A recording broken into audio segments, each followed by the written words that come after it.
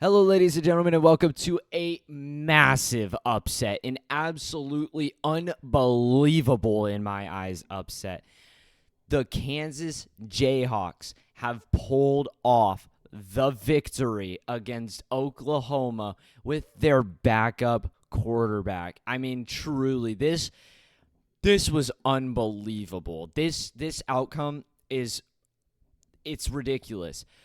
What does this mean for the rest of me? I mean, so much changes after this. Oklahoma got down early in this game, 14-zip against Kansas. So Kansas obviously has like the momentum, especially off of a pick six. They've definitely got their team hyped up right now. But then Oklahoma goes 21 points unanswered. Kansas kicks a field goal to go into the half down 4. From that point on, it's pretty much all Kansas. They kick a field goal, make it a 1-point game. Score a touchdown, fail the 2-point conversion, make it a 5-point game. Oklahoma scores a touchdown, fails a 2-point conversion, make it a 1-point game again. Kansas scores a touchdown, fail a 2-point conversion, make it a 5-point game again. Oklahoma scores a touchdown, fails a 2-point conversion, make it a 1-point game again.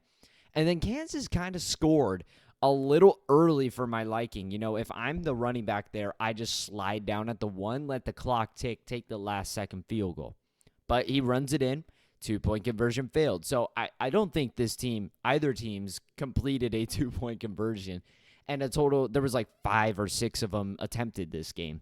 So, yeah. Then they just go down the field. I wasn't really able to watch this game at all. I was watching it on a live stream that had a bunch of shit on the screen blocking it, so it didn't get taken down. So I didn't get to really watch what happened, but basically Oklahoma threw up like a 40-yard bomb, which is caught, and then they start making their way down the field. They've got one last chance for prayer, and it falls incomplete. And Kansas wins 38-33, which I'm like, where in the world did these points come from? If you look at the stats of both teams, there was really nobody special other than the running backs, I guess. Dillon Gabriel was 14 for 19, 171 yards, and an interception. No touchdowns. Jason Bean, the quarterback for Kansas, was 15 for 32, 218 yards, and 2 interceptions. No touchdowns. The running back for Oklahoma, I don't know how to say that. We'll just say T. Walker. 23 carries, 146 yards, and touchdown. Great stats by the running back. There's a touchdown. And then the running back for Kansas, 25 carries, 112 yards, and a touchdown, which came at the very end of the game. So far, from what I see in the leaders of this game, I only see a total of 2 touchdowns. The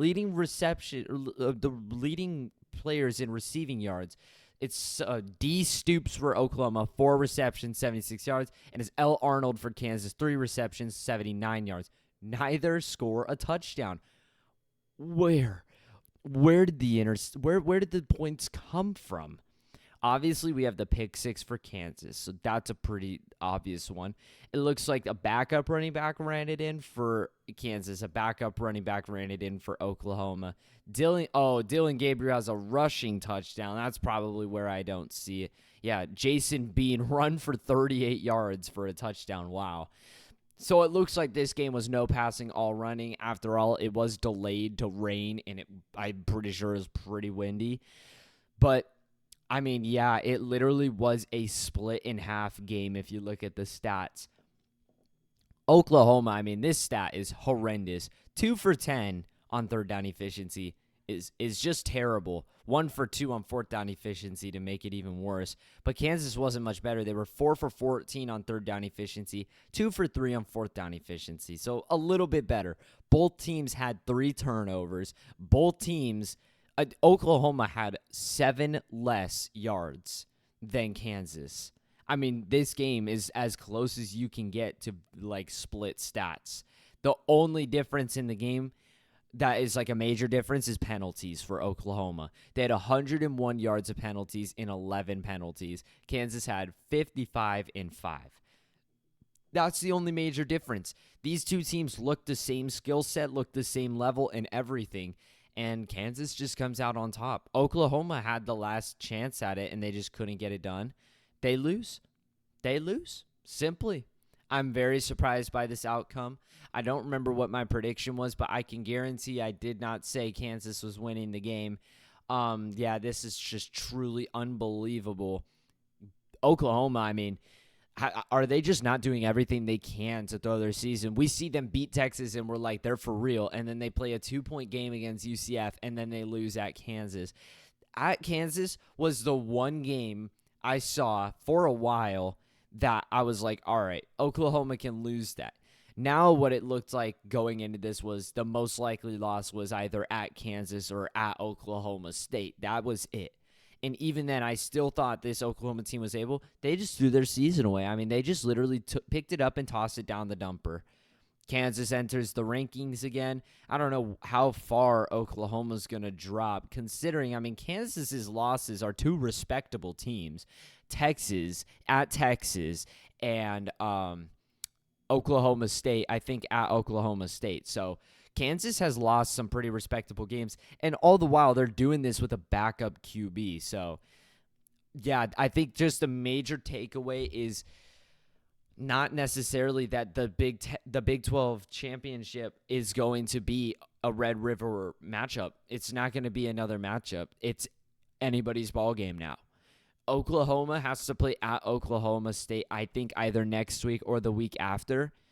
That's not going to be an easy game. That's going to be probably a packed crowd. And, yeah, Kansas handing them this loss, that just put Kansas right back in the talk because they just take down one of their most important. They need Oklahoma, obviously, to lose one more. And they need Oklahoma State to lose one more, which is kind of contradicting with the fact that Oklahoma and Oklahoma State have to play each other. So, yep, it's just all going to depend on what happens to Oklahoma State later in the year, really. Texas is not going to lose any more games, I don't think.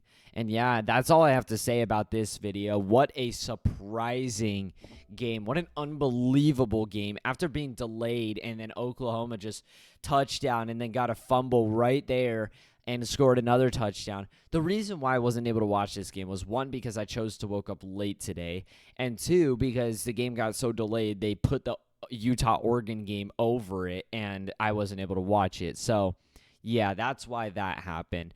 But anyways, that's all for, or a like and subscribe would help, a comment always helps, and that's all for me. Adios.